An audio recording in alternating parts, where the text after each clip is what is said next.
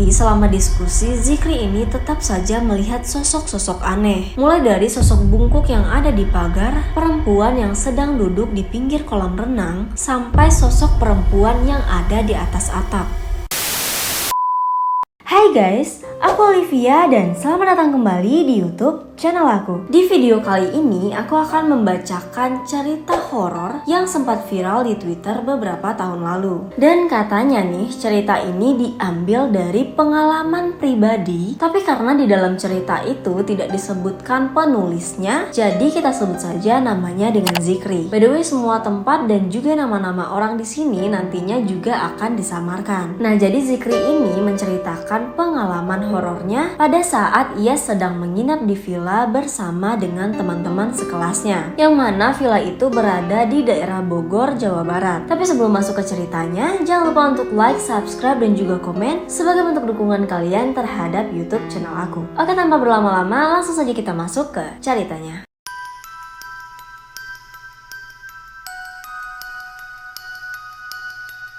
Peristiwa ini terjadi sekitar tahun 2017 lalu, di mana Zikri dan teman-teman sekelasnya dulu pada saat berkuliah di salah satu politeknik yang ada di daerah Bogor berencana untuk mengadakan acara malam keagraban atau makrab, di mana acara itu akan diadakan selama 2 hari 1 malam. Dan saat itu mereka memutuskan untuk menginap di salah satu villa yang ada di puncak. Nah, jadi bangunan villa itu tidak terlalu besar, namun memiliki halaman yang sangat luas yang dikelilingi oleh bangunan utamanya. Fikri ini juga melampirkan bentuk dari denah villa tersebut. Struktur tanah di villa itu tidak rata, jadi ada bagian yang naik, ada juga bagian yang turun. Posisi villanya itu sendiri ada di bagian yang lebih tinggi daripada tanah landai di area lapangan, sehingga membutuhkan tangga untuk bisa naik ke atas villa. Lapangan itu sendiri ditumbuhi dengan rumput-rumput hijau yang sangat rapi.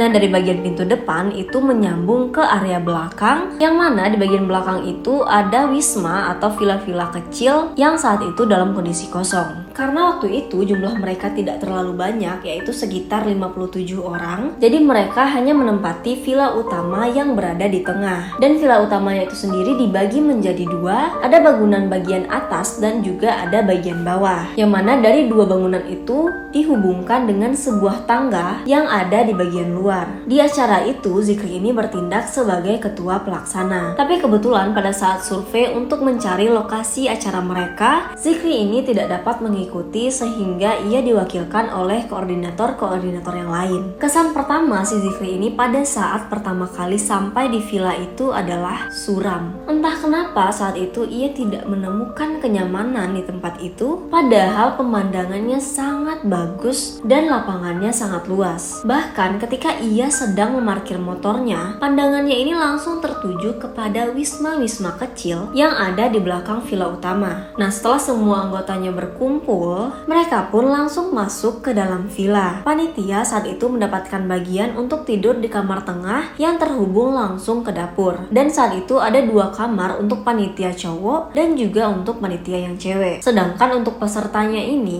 yang cowok ada di kamar depan, sedangkan untuk peserta yang cewek ditempatkan di kamar atas yang berada di bangunan yang terpisah. Nah, bentuk villa itu seperti bangunan tua klasik, tapi sangat bagus dan juga terawat. Ditambah lagi dengan adanya TV kuno dan lampu model jadul yang berada tepat di tengah-tengah ruangan. Selain itu, ada kamar mandi, dapur, dan juga ada 1 kamar yang terkunci. Dan kamar itu terletak di ruang tengah, tepatnya di samping ruang TV. Di bagian luar villanya itu ada ayunan, jungkat-jungkit, ada juga kolam renang, serta lapangan basket. Nah, dari arah teras villa, mereka bisa melihat langsung ke arah lapangan yang mengelilingi villa tersebut. Dan dari ruang tengah, mereka bisa langsung melihat ke arah kolam renang dan juga lapangan yang ada di bagian belakang, tepatnya di depan villa-villa kecil. Tapi yang menganehkan, dengan ukuran villa yang sebesar itu, mereka bisa menyewa dengan harga yang tidak terlalu mahal. Nah, saat itu Zikri pun mencoba untuk menikmati suasana yang ada di tempat itu, tapi ia sama sekali tidak menemukan menemukan kenyamanan terlebih pada beberapa spot yang menurutnya memiliki aura aneh dan membuat Zikri ini tambah tidak nyaman untuk hanya sekedar melihat ataupun berada di lokasi itu.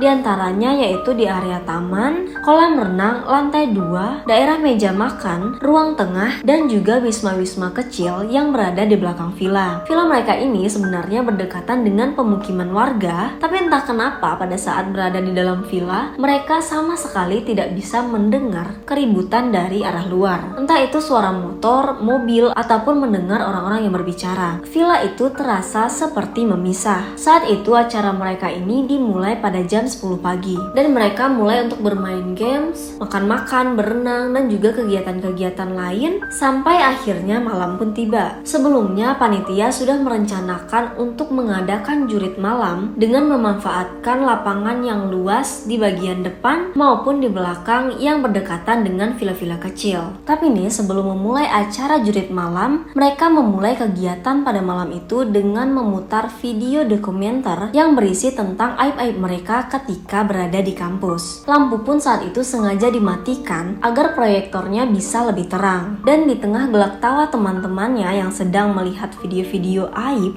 Zikri ini kembali mendapatkan firasat yang buruk dan juga perasaan tidak nyaman. Dia merasa ada sesuatu yang sedang memperhatikan dan juga mengawasi gerak-gerik mereka. Sosok-sosok itu seperti berada di dua sudut, yaitu di sisi pintu dan di sebelah meja makan. Karena penasaran dengan sosok-sosok tersebut, Zikri kemudian mencoba untuk mengeluarkan handphonenya dan memfoto sisi-sisi tersebut. Tujuan awalnya itu cuma iseng, sekedar untuk bertanya ke teman yang ada di grup chatnya, siapa tahu ada di antara mereka yang merespon. By the way, saat itu Zikri ini memiliki grup chat yang mana isinya itu anak-anak indie home, dan mereka juga sering membahas mengenai hal-hal horor atau sekedar sharing mengenai hal-hal mistis. Nah, malam itu setelah acara pemutaran video aib, mereka pun melanjutkan acara ke halaman belakang, tepatnya di depan villa-villa kecil yang kosong itu. Dan ternyata semakin malam aura di tempat itu semakin aneh. Karena acara selanjutnya itu adalah api unggun, jadi mereka semua mematikan lampu yang berada di bagian lapangan belakang, tepatnya di bagian villa-villa kecil dan juga lampu-lampu taman. Selama proses penghidupan api unggun, dari arah belakang nih, Zikri merasa ada sesuatu yang memperhatikannya. Dan ketika dilihat, tiba-tiba dalam kondisi cahaya yang sangat minim, Zikri melihat ada bayangan sesosok perempuan yang berada di jendela pada villa kecil yang nomor 2. Awalnya sosok itu terlihat seperti bayangan, jadi Zikri sempat berpikir bahwa itu hanya siluet efek karena terlalu gelap. Tapi ternyata bayangan perempuan yang ada di jendela itu bergerak, dan untuk meyakinkan diri, Zikri ini lagi-lagi mencoba untuk melihat ke belakang. Sekali, dua kali, bahkan berkali-kali ia mencoba melihat, tapi ternyata sosok itu tetap berada di sana seperti mengintip dari balik jendela. Akhirnya karena penuh dengan penasaran, Zikri pun kembali mengeluarkan handphonenya dan menjepret area tempat ia melihat sosok itu, yaitu di villa nomor 2. Wujud yang ia lihat saat itu adalah sosok perempuan dengan menggunakan mukena, yang mana dia juga melampirkan hasil foto yang ia ambil pada malam itu. Setelah memfoto, Zikri pun kembali membalikan badannya dan mulai mencoba untuk kembali fokus ke arah api unggun. Tapi lagi-lagi mata Zikri ini kembali melihat sesuatu yang aneh. Kali ini ia melihat di celah antara villa 1 dan juga villa 2. Pergerakannya itu aneh karena sosok itu merayap di dinding tapi wujudnya besar.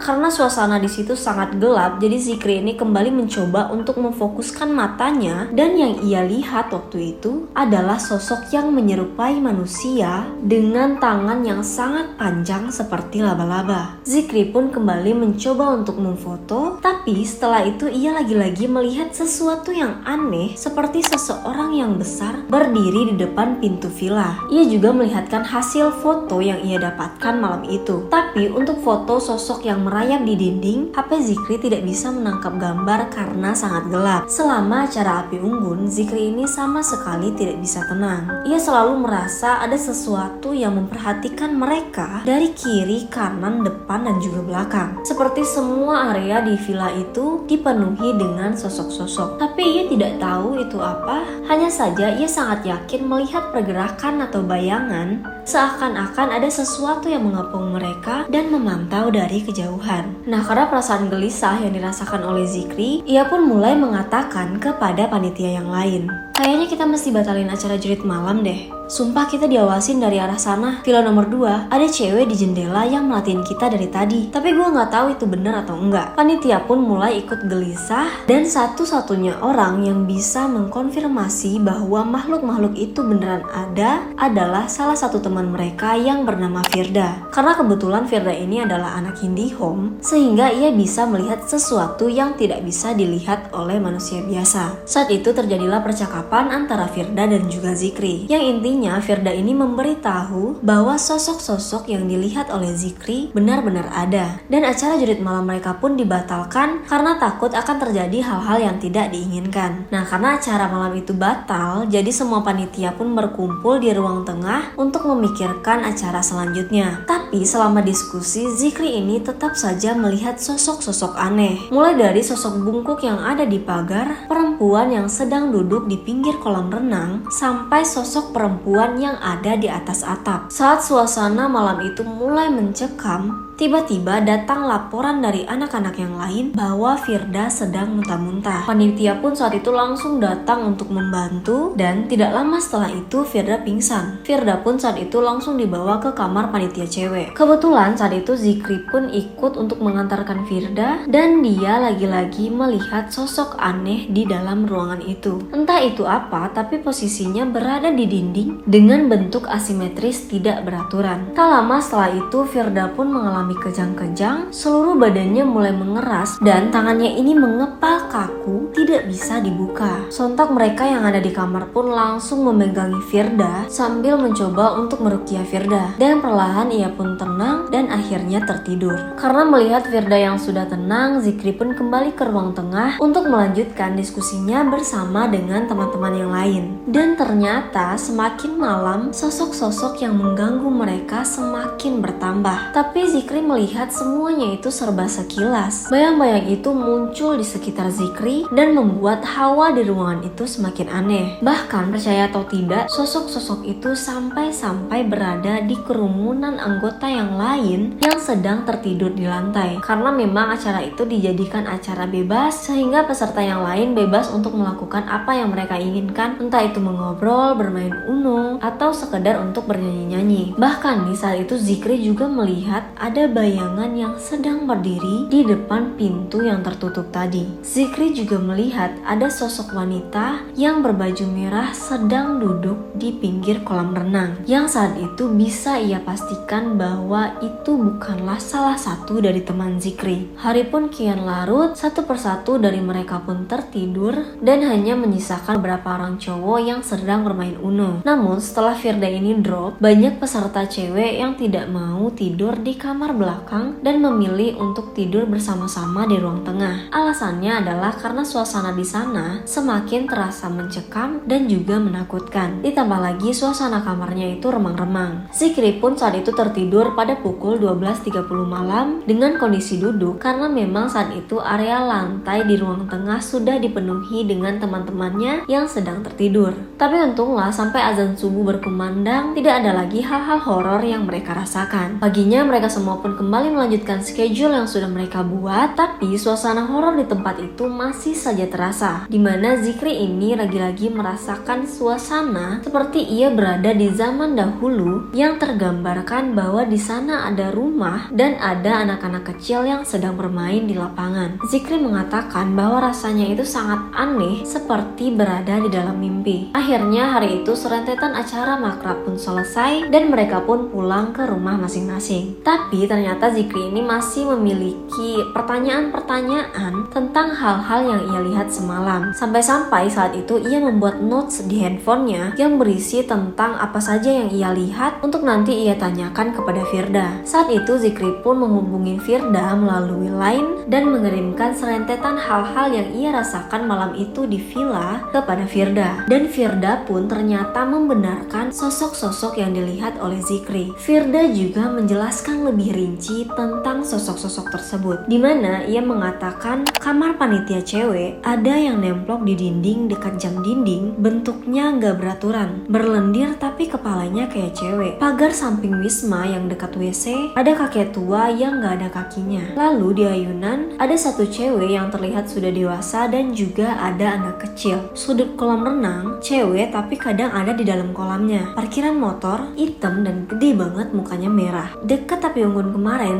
ada pocong dekat lampu taman. Di dapurnya ada ular. Di kursi yang tempat makan ada cewek kepalanya kebalik. Di lampu gantung dekat TV kemarin ada kayak tuyul tapi nggak tahu tuyul apa bukan. Kamar yang sebelah kamar panitia cewek yang nggak dibuka, depannya dijagain sama yang hitam gede berbulu gitu. Terus teh pas berenang teh kaki dipegang-pegang terus kayak ada yang manggil, "Neng, tulungan." Terus Firda pun menceritakan proses ia kesurupan malam itu. Pas kita udah ngobrolin si Doi ngedeketin, dia langsung nemplok di punggung kayak mau masuk lewat tulang-tulang rusuk. Rasanya kayak ditusukin jarum suntik yang banyak banget. Perut mulai mual. Terus teh teman-teman si Doi langsung banyak yang nampakin diri pas Doi berulah. Sama di kamar yang cewek ada nenek-nenek digenteng, matanya satu bernanah kayak telur busuk gitu. Dan akhirnya semua pertanyaan-pertanyaan yang ada di kepala Zikri pun terjawab, dimana ia melihat kelebatan-kelebatan putih, pocong yang berdiri diam di dalam Wisma, manusia laba-laba dan makhluk hitam besar di balik pepohonan, dimana mereka benar-benar dalam lingkaran hantu pada malam itu. Zikri juga menjelaskan bahwa saat itu ia diganggu dan ada sosok yang menempel kepadanya, dimana semua itu terjadi karena ia sempat bersikap sompral pada saat di villa itu. Ketika Firda down dan mulai kesurupan, Zikri ini jalan nih ke bagian belakang tepat di villa nomor 2, yang mana saat itu ia melihat sosok yang menggunakan mukena. Nah, karena kesal temannya ini diganggu oleh sosok yang ada di sana, Zikri pun mulai menunjuk-nunjuk dengan tangan kirinya ke beberapa tempat sambil menghina-hina sosok tersebut. Ia juga menantang makhluk-makhluk itu untuk memperlihatkan wujud mereka. Dan saat itu tiba-tiba Zikri ini melihat ke arah kolam dan terlihat ada sosok kakek-kakek yang berlari ke hadapannya, dimana sosok itulah yang menempel kepada Zikri selama kurang lebih 3 minggu. Sosok kakek-kakek yang saat itu menempeli Zikri ini juga dibenarkan oleh temannya yang juga IndiHome yang mengatakan bahwa Zikri ditempeli oleh sesuatu yang wujudnya seperti kakek-kakek. Dan ternyata pengaruh dari ketempelan itu terhadap Zikri sangat banyak, dimana ia jadi sangat sulit untuk mengontrol emosi, mudah lelah, sering berhalusinasi, dan yang paling parah adalah ia sulit untuk beribadah. Awalnya Zikri ini yang memang tertarik dengan hal-hal mistis membiarkan penglihatannya ini terbuka, sampai akhirnya ternyata ia menyadari bahwa dampaknya sangat buruk, dan Zikri pun memutuskan untuk meruqyah dirinya sendiri di setiap malam, yang mana itu juga berdampak kepada tubuhnya, dimana ia sering muntah-muntah dan juga kelelahan. Dimana pada saat ia meruqyah dirinya sendiri, ia juga mendapatkan dampaknya seperti batuk-batuk dan juga pusing. Tapi untungnya setelah ia meruqyah dirinya sendiri, penglihatannya pun tertutup dan ia sudah kembali seperti dulu. Ternyata setelah acara makrab tersebut, ada seorang teman Zikri yang mengatakan kebenaran, dimana ketika mereka sudah deal dan memberikan uang sewa kepada penjaga villa, ada sedikit pesan aneh yang disampaikan oleh penjaga villa. Ia mengatakan, nanti malam kalau ada yang kesurupan karena main di area belakang, bilang saya saja ya.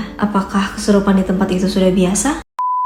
Oke guys, sekian cerita horor kali ini. Horornya berasa banget gak sih? Gak kebayang kalau misalnya kita berada di posisi mereka dan melihat sosok-sosok yang menyeramkan di tempat itu pada malam hari. Menurut kalian gimana tentang cerita horor kali ini? Jangan lupa untuk menuliskan pendapat kalian di kolom komentar. Atau kalau misalnya kalian mau cerita kalian untuk dibacakan, kalian boleh banget untuk mengirimkannya ke email aku. Jangan lupa untuk like, subscribe, dan juga komen, serta hidupkan lonceng notifikasinya agar kalian mendapatkan informasi terbaru dari channel YouTube aku. By the way, aku akan update setiap hari Senin dan juga Kamis. Semoga kalian suka dengan video kali ini dan sampai jumpa di video-video menarik selanjutnya.